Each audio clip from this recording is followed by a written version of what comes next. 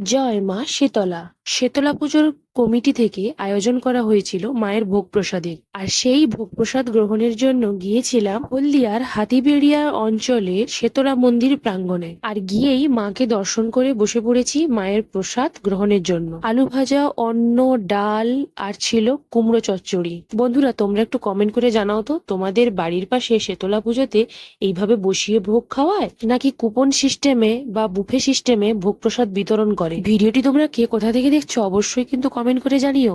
আর সত্যি এই খাবারের স্বাদের কোনো তুলনা হবে না। শেষ পাতে ছিল চাটনি, দই, মিষ্টি, পায়েস। আমি কিন্তু চাটনি খাই না, তাই মার প্লেট থেকেই চাটনিটা দেখিয়ে দিলাম। বন্ধুরা, এই পুজোর আরো পর্ব নিয়ে আসছি পরপর তোমাদের সামনে। ভিডিওটি ভালো লাগলে বন্ধুদের সঙ্গে শেয়ার করো আর চ্যানেল সাবস্ক্রাইব করে পাশে থাকো।